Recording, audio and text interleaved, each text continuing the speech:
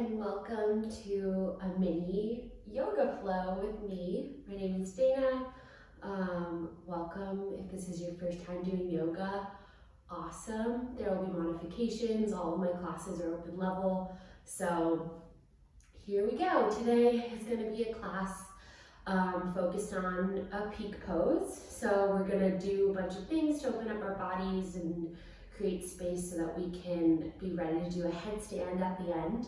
Totally optional. You never actually need to do a headstand at any point in your life. There's ways to do the same thing, get the same effects of a headstand. So great, we'll get started. So all you'll need is a block-like thing today. No other props. Even if you don't have a yoga mat, you can do things on a carpet or on the floor if your knees aren't that sensitive, or just grab a soft surface to do some stuff on. Cool, so I'm gonna leave this out like the front of my mat, and we're gonna start lying down on our backs. So feet as wide as the mat, knees knocking in together. We call this constructive rest. And then you're gonna grab for opposite elbow overhead. And just breathe. Notice how your body feels at whatever time of day it is. Notice what parts of your body are touching the mat. You can close your eyes and begin to listen to your breath. Noticing its speed, noticing where you feel it the most in your body. And then switch which hand and which elbow is on top. So keep that overhead. Making a frame for your face. Allowing your shoulders to begin to open.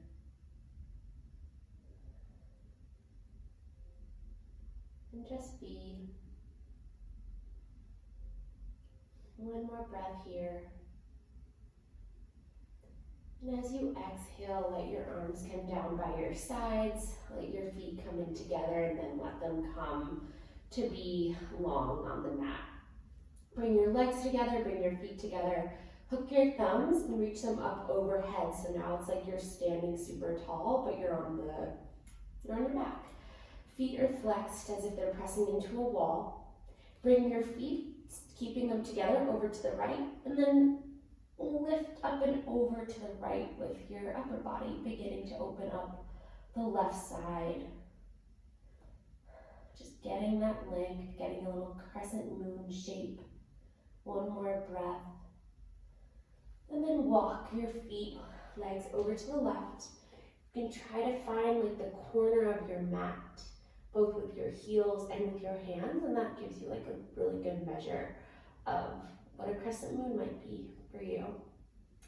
Looking up at the ceiling, your eyes can be closed still here. Still hooking your thumb, seeing if you can go a little bit more to the left. And then exhale, come back to center. Hug both knees in towards your chest and give them a few little circles to the right, a few little circles to the left. And then begin to rock yourself up and down until you get enough momentum to come to an all-fours position. Cool. So once we're in our all-fours position, we're going to find hands underneath shoulders and knees underneath your hips. And we have this block here. Feel free to use it to make sure that you're measured up. So you want a perfect 90-degree angle behind each hand and in front of each knee and thigh. Cool. From there, we can begin our cats and cows, inhaling as you arch and exhaling as you round. And just keep going at your own pace. If you want to stay a little bit more grounded and more smooth, feel free to go slower. And if you want to stay, if you want to, increase the fire in your belly from your legs, you can go a little bit faster to bring some heat and a little bit more energy to your body. And we'll take this for 5 at whatever pace. No need to speed up or slow down. 3, 2, and 1. And then come back to center, find your neutral spine. And then you're going to interlace your hands together and press them down underneath your shoulders. Have a slight bend in your elbows. Cool. From here, take some circles to the right. And if you're like, oh, I feel chill here, like I could do this all day, and you want a little bit more of a sensation, you can flip your hands around so then your thumbs are facing you, bending into your elbows still, keeping them underneath your shoulders, pressing down through the tops of the feet, still circling, and then circle in the opposite direction. This just gives another opening of the forearms and the wrists. That is really nice. Ooh, I'm feeling it. I don't know about you. Then press down through the hands and the thumbs. One more circle to the left. Doesn't matter how big your range of movement is. And then flip them over, place them down underneath your shoulders again, and just let any sensation ground into the earth beneath you. Awesome. Now replace your hands with your elbows, forearms coming down. Tuck your toes behind you and come into a forearm plank. Find your measure. You can rock a little bit forward and back. One long length, side to side. Just try moving around and see what it feels like. One more breath, and then press your hands, come up into a normal plank pose. This is your measure for your down dog, so don't move your hands or your feet. Bend the knees, stick the butt up, downward facing dog. From there, you can pedal it out just to begin to wake up the backs of the legs. Take some more movements with your legs and your arms, doing whatever you want. Any sort of thing that helps you wake your body up. And on your next inhale, lift your left leg up, down dog split. Exhale, bring your left foot to your left thumb, low lunge, find your measure, knee right on top of ankle. Place your back knee down, untuck the back toes, reach your arms forward, out and up. And once again, find opposite elbow. Cool. So top of the back foot is down, knees tracking over toes, pelvis is pressing forward. Excuse me, hips are still square. Yeah.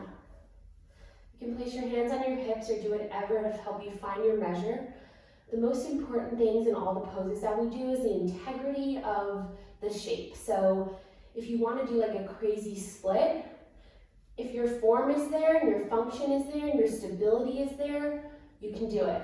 But if that's not there, you're gonna set yourself up for a little bit of a chaotic experience, which we don't want.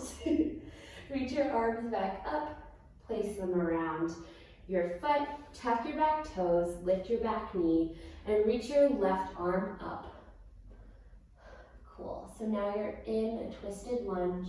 You can lean back a little bit more, shoulders are in one line, and then exhale, swim your left hand over and begin to straighten into your left leg. Cool. So now you're in a standing thing. Both legs are straight, pressing down through the front of the left foot, and then bend into your left knee and begin to walk yourself over, facing the long edge of your mat, finding a wide-legged straddle Prasarita pose. Have a slight little bend in your knees, toes are still facing forward, grab for your block. So you might need 2 blocks, you might need 1 block, you might need 5 blocks, doesn't really matter. You're gonna wanna find the crown of the head on top of the block. So this mimics the sensation of a headstand, because in a headstand we have the crown of the head on the ground. All of the energy is strongly going through the crown of the head. And just find this connection here. Bending the knees slightly, weight is through all parts of the feet. Take one more breath. And then exhale, let that go. And just move the block slightly off. And then begin to walk your hands to the right, coming into a right low lunge. Place the back knee down and tuck the back toes. Anjaneyasana on this side. So now you get a different view of my body, sorry.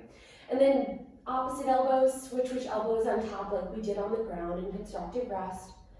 Letting your pelvis move forward, letting your elbows and arms lift your torso up off your pelvis. allowing you to once again find that crescent moon-like shape with a different part of your body. Knees tracking over toes, pressing down through the top of the back foot. One more cycle of breath, keeping your form, stability, and function. In this case, you have stability and strength in your legs, so you can do whatever you want with the upper body if you really wanted to. You can try to move your arms around and see how that affects your balance. Exhale, lift your arms up, place your hands back down, framing your front foot. Tuck the back toes, lift the back knee, place the left hand down under your shoulder, lift the right arm up, low lunge twist. Once again, finding shoulder on top of shoulder, lean back slightly for a little bit more of an opening. Front knee is still tracking over toes. Swim your right hand down, frame your front foot, begin to straighten into the right leg as much as you can, doesn't matter how straight it goes. Back heel still lifted off the ground. One more breath, getting into the backs of the legs. And then bend into the front knee and walk yourself back to that wide-legged Prasarita pose. Cool, so you can move the block over so it's not in front of you. Have that slight bend in your knees and begin to walk your arms out into down dog-like arms. And then let your head drop. Really shake out your head. Shake it yes and shake it no, relaxing the neck, letting your head, neck, chin, torso fall through your arms. One more breath. Walking your hands back underneath your shoulders. Inhale, extend your spine, and exhale. See how low you can bend your forearms down to the ground. If they don't go that low, all good, doesn't matter. Just once again, find a hang. One more breath. Exhale, press yourself back up, hands underneath shoulders, continue walking over to the left. Cool. Come back into your low lunge and step yourself back into your downward facing dog. Beautiful. Place your knees down, and on your next exhale, bend your elbows down, untuck the toes, and bring yourself to your belly. Cool. Forehead's down on the ground, hands are still underneath shoulders. We'll take a few rounds of cobra. So inhaling as you arch, exhaling, coming back down. Inhale, chest, neck, head, pressing down through the hands. Chest, neck, head, pressing down through the hands. Cool. Once again, place the elbows where the hands are underneath the shoulders and bring yourself up into a Sphinx pose.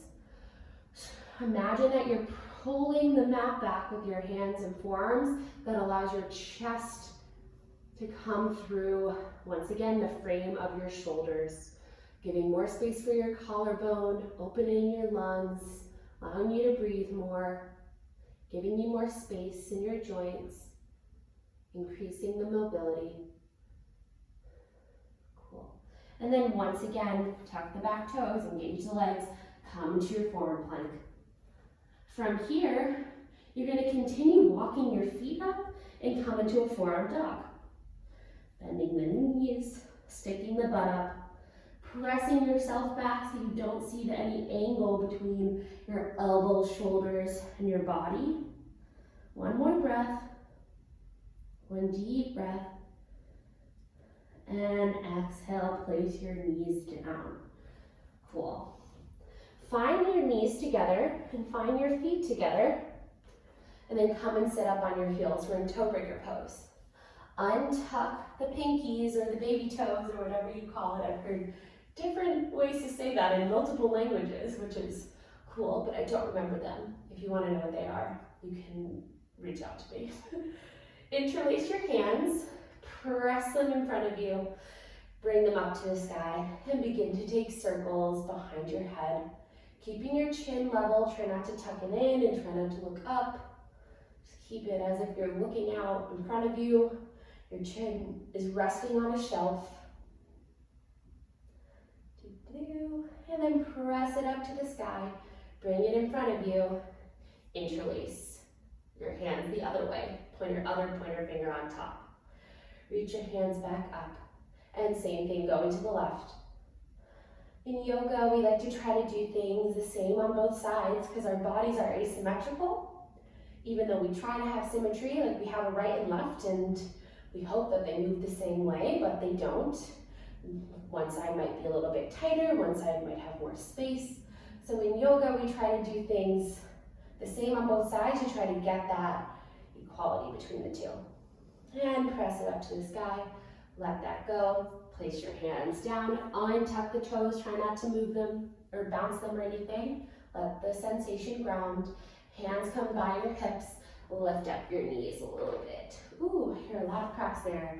So come up as far as you can. We're just opening up the fronts of the ankles before we're opening up the bottoms of the feet. Parts of the body that don't get as much love as they should because they do a lot for us. We walk everywhere, we run everywhere. Cool, take a few more.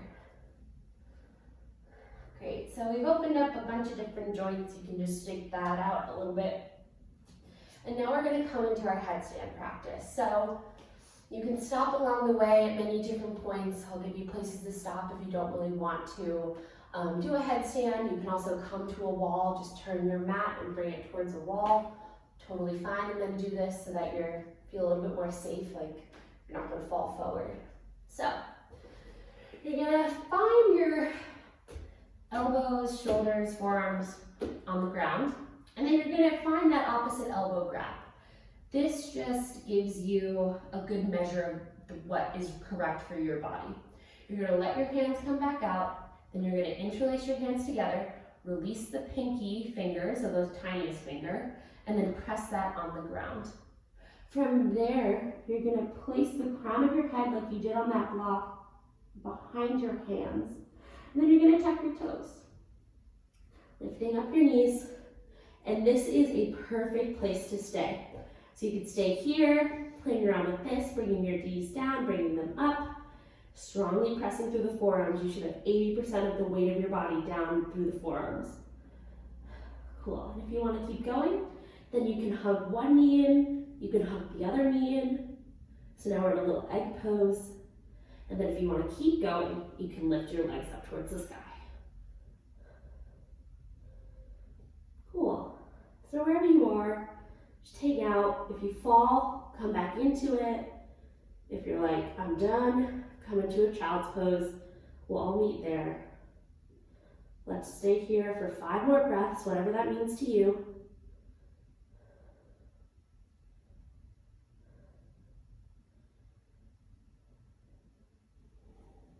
Strongly pressing through the arms. And after your 5th breath, gently come down, trying not to make a sound. Knees as wide as the mat. Untuck the toes, big toes touch. Arms lengthen out long in front of you, forehead comes down onto the mat. 1 deep breath here.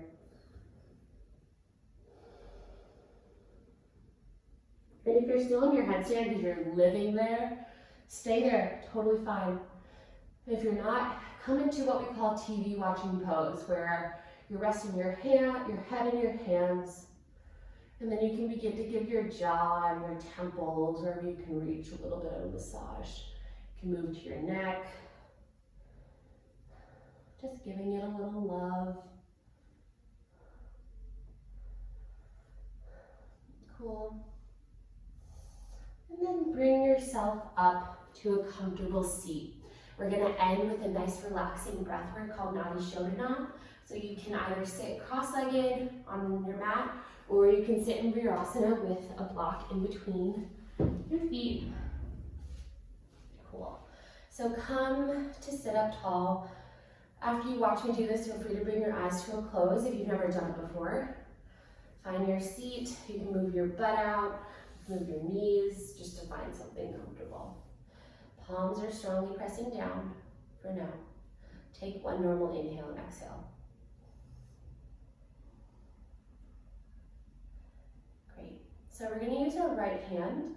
You're going to place your thumb gently on your right nostril and your forefinger on your left nostril. Pointer finger, middle finger come in between your eyebrows, and your pinky can just chill. So what we're going to do is press down on our left nostril. You're going to inhale deeply through your right. Press down through the right, and exhale out the left nostril. Inhale through the left. Press down with the left, exhale out the right. And take at least 10 of these, so however slowly you're going.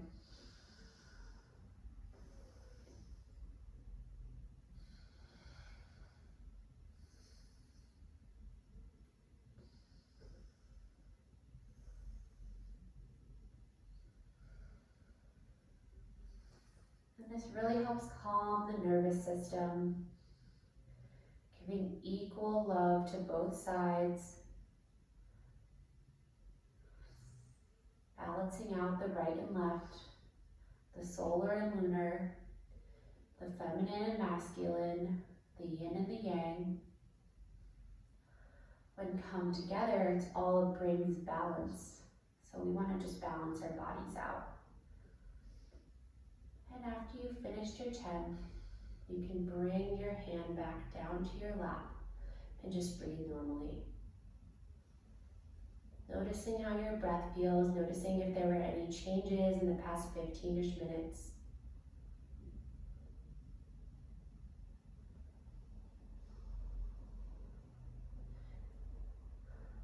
And bring your palms to press together at heart center. Gratitude to your bodies for being able to do all that we ask of them. Gratitude for yourself for making time out of your day to move around and do something to help you feel better.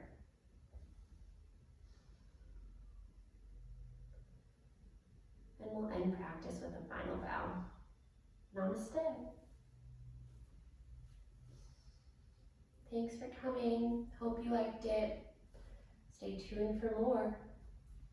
Bye guys, see you later. Let me know if you have questions.